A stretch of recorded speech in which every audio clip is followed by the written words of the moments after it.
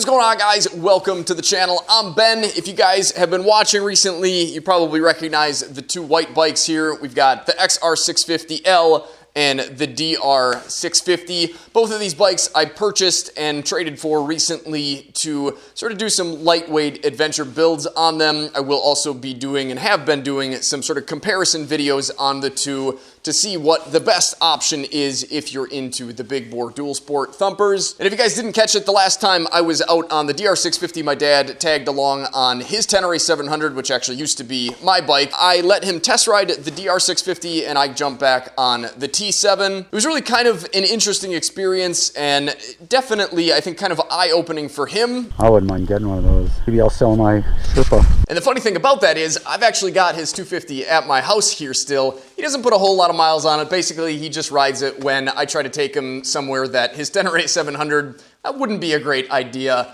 But now that he's had a little bit of experience on the DR650, he's thinking that it might be time to sell this and actually buy a DR. So today, I'm gonna hop on this, take it back to his house, and we'll talk a little bit about how this bike feels in comparison to the DR and the XR. All right, I suppose before we start bad-mouthing my dad's bike here, we should probably talk about this bike's biggest strength, and that is, of course, going to be off-road. Anytime you can get on a lighter bike, of course, things are just going to be easier. It's nice that the seat is a little bit lower to the ground on here. I think it's like 31 or 32 inch seat height off the ground, so that's definitely helpful. I mean, you can just basically toss this thing around like a bicycle.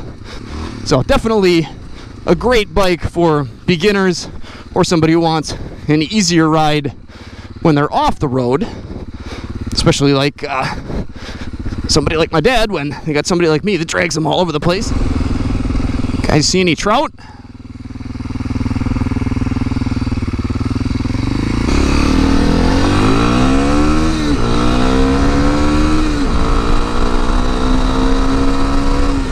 That was uphill, but that's about all she's got. So I can pretty confidently say that if I was to be doing all off-road riding, only rough stuff like single track and, you know, maybe even faster flowing ATV trails, it's going to be pretty hard to beat a 250. As you sort of move towards easier trails and maybe more open trails, and of course if you need to actually get to those trails on the road, the 250, it starts to look maybe not so great, and that's where I think my dad is interested in the DR650, because as great as this bike is off the road, I don't know that it's really that much better off the road than the DR650. Now, if you're just starting out, for your first bike, I would say a 250 is probably what you want, mostly just because it's not really gonna allow you to get yourself into a whole lot of trouble too quick if you get on the throttle when maybe you should be on the brakes. Where a 650, I mean, the XR and the DR aren't necessarily anything too insane or off the wall like the other bike that I've got in the garage. That bike has over 70 horsepower and weighs about 350 pounds, so not too much different than the weight of this bike, honestly, but more than double the horsepower. I mean, that is just more power than most people need. More power than I need, honestly, and I've been riding for a long time now. And of course, we've got horsepower and we've got torque, which are, you know, gonna make things feel a little bit different depending on the numbers, the weight of the bike, the rider's weight, all that sort of stuff. In general, though, I think most 250s are gonna be pretty low torque and somewhere from 12 horsepower up to 30-ish, and obviously there's stuff you can do to make them a little bit snappier, maybe a little bit more comfortable, and a little bit better all-around road bike. But the thing is, even bikes like the DRZ400 that have close to the same horsepower as bikes like the DR, it just really isn't meant to be out on the road for extended periods of time doing 60 miles an hour. And I'm not saying that you can't do it. I'm just saying I've tried and I would much prefer the DR650, and it's going to be kind of the same for this.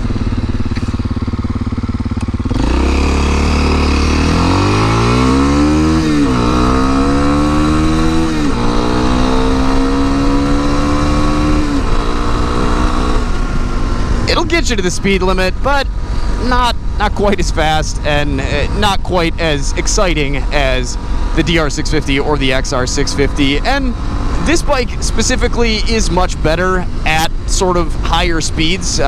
basically because of the way that it's geared, and also because it has a 6th gear, which is kind of odd, honestly, for a bike this small. But really, this thing, even though it's a 250, actually cruises at 60, I would say probably more comfortably than the DRZ 400 did. It's pretty smooth. The tank vibrates a bit.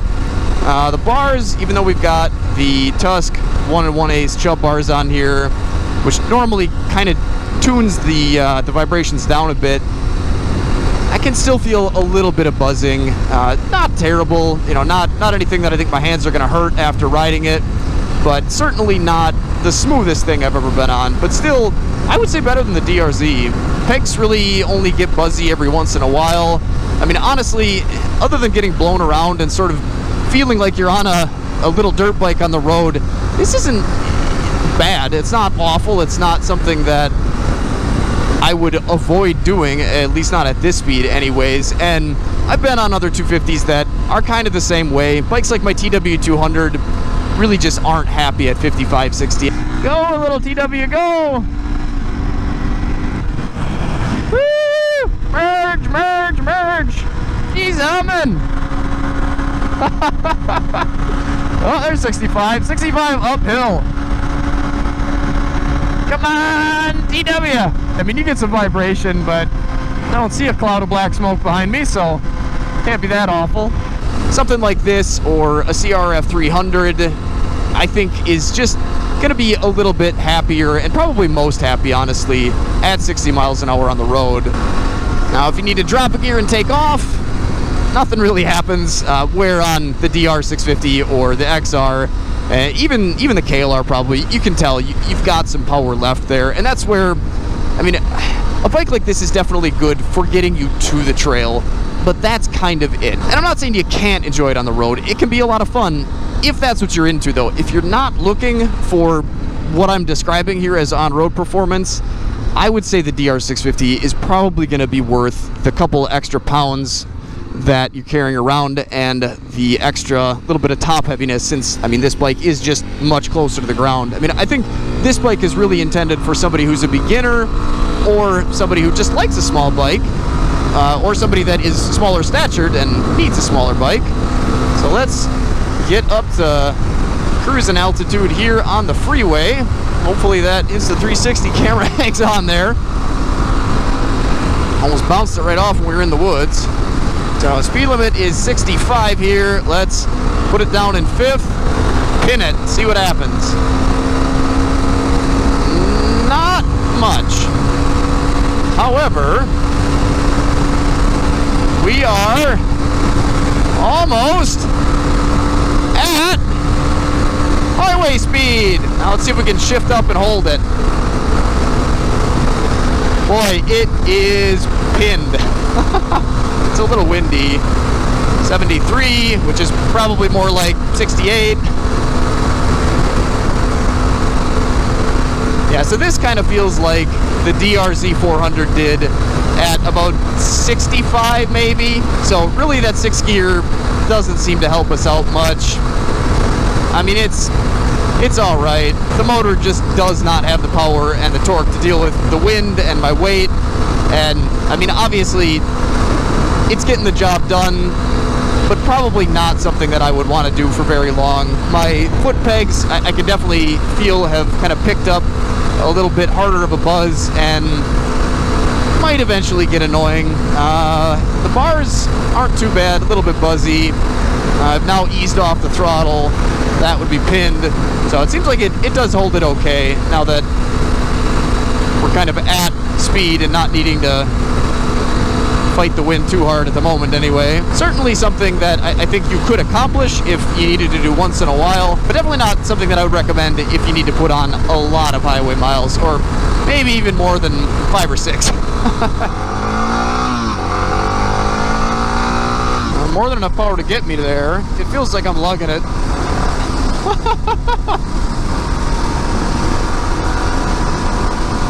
Yeah, fourth at 70 almost feels like the KLR in 5th at 70. Man, that feels different. I cannot believe how different that is. Ooh, glad we're getting off 40 of the fields. It's getting a little bit blown around there. And obviously, I mean, something that you can deal with, but the thing is, if you're going to ride a light bike, you're really kind of going to be stuck on the slower moving roads. And like I said, I mean, it's really going to be better for trail use. The heavier bike gets, the harder it gets to handle off-road, especially if you're new. But the heavier the bike is and the more aerodynamic the bike is, the better it's going to handle on the road. And that's why most cruisers are heavy and kind of low to the ground. It's just the best thing to give you the kind of smoothest, most solid ride. And obviously this is not a cruiser. This is definitely intended for a very different type of adventure.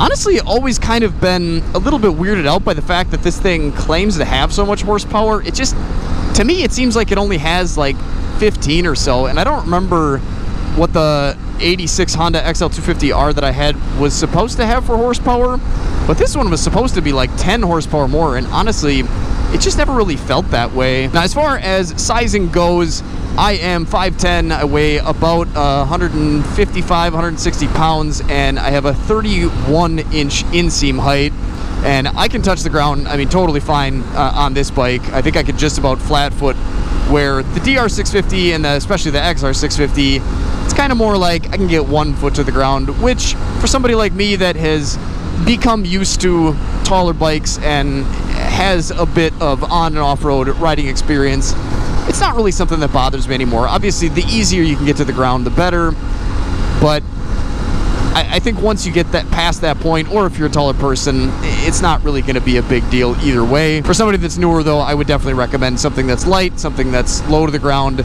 and just easy to handle on, and sort of forgiving if you make a mistake.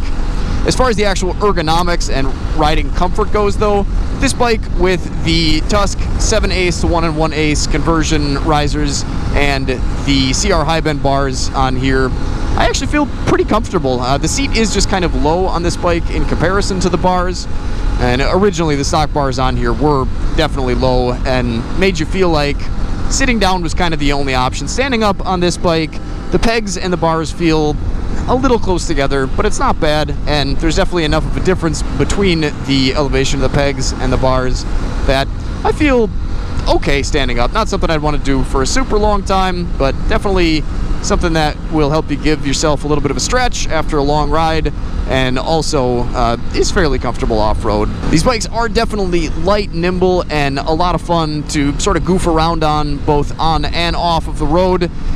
Definitely something that I think is really enjoyable on, the 25 to 45 mile an hour roads. I think that's kind of where it shines and where it's going to be the most enjoyable. The resale on them is going to be much better than any of the sort of smaller CC sport bikes or standard bikes. Those are really just beginner bikes, where this, I mean, it certainly is, honestly, I think one of the best beginner bikes, regardless of where you're going to end up as far as on or off-road riding goes, just because they are so forgiving. They're so easy to ride. You don't have sport bike handlebars that are so close to the tank you can hardly turn. I mean, the turning radius on these is nice and tight. You can pretty much transfer right from a bicycle to this and feel like you're ergonomically in the same place. I mean, it's just a very good starting point, I think. And beyond that, once you kind of get your legs underneath you and figure out how to ride the thing, you can actually still ride the thing and have a blast.